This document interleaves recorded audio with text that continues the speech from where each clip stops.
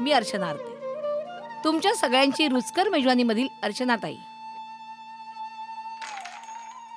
नमस्कार. आज मी रुचकर मेजवानीच्या किचनमध्ये नसून माझ्या घरी आहे. मी वसईला राहते. माझ्या घरात माझी 2 मुलं आणि माझी आई असते. त्याचबरोबर मी पूर्ण कुटुंबाला एकत्र घेऊन चालणारी एक गृहिणी आहे. रोज तुम्ही मला रुचकर मेजवानीवर मस्त मस्त पदार्थ करताना पाहता, पण आज मी तुम्हाला माझ्या दिवसाचा दिनक्रम कसा असतो हे दाखवणार आहे.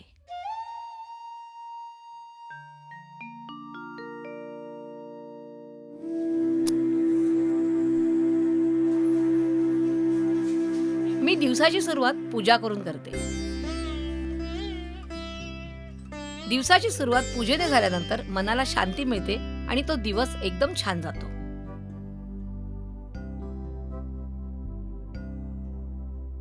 पूजा झालेली आहे. आता माझा दिनक्रम सुरू होणार आहे. मी ब्रेकफास्ट करते आणि मगच मी माझ्या दिवसाला सुरुवात करते.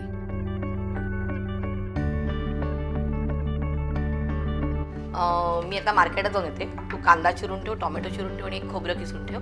हां, आणि एक मिनटं, तुझी ओळख करून देते. ही संगीता सतत माझ्याबरोबर असते आणि सुमन पण आहे. दोघी जणी मिळून मदत करतात. मला सगळं जे जेवणाला मदत लागते ते सगळ्या ह्या दोघी मिळून तयारी करतात. त्यामुळे मी जरा आरामात असते.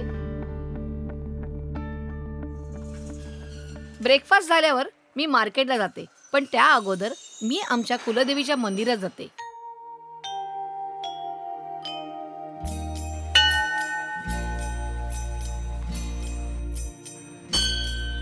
हे आमच्या घरचं मंदिर आहे. खूप वर्षापासून मी या मंदिरात येते.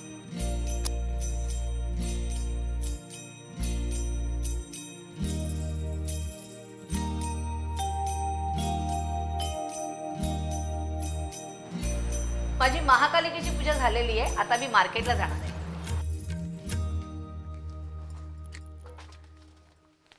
चल.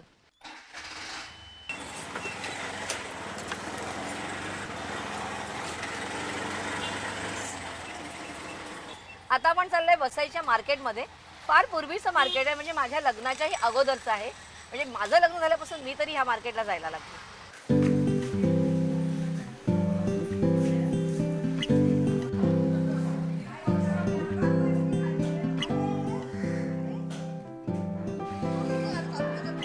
हिरू, काय आणलंस आज? कोलंबी आहेत. हे आणलंस. बरं, मला आता कोलंबी दे आणि बोंबील ताजेत बोंबील दे. बघितलं ना तुम्ही, एकदम ताजी आहे कोलंबी. कोलंबी ताजी मिळेल, त्याचं कवर जास्त एकदम कडक असतं. हे पुरवतेस ना मला? येस. आणि बोंबील 100 रुपयाचे. हां, दे मला. आणि कापून दे, कापून दे, कापून दे.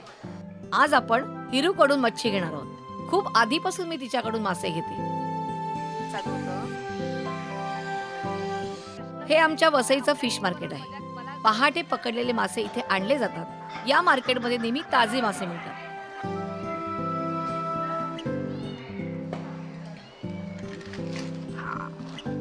आणि आता तुझे झाले किती?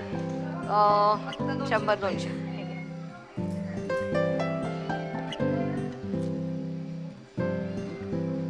दुपारच्या जेवणाची व्यवस्था झालेली आहे. आता आपण जाऊया भाजी मार्केटला.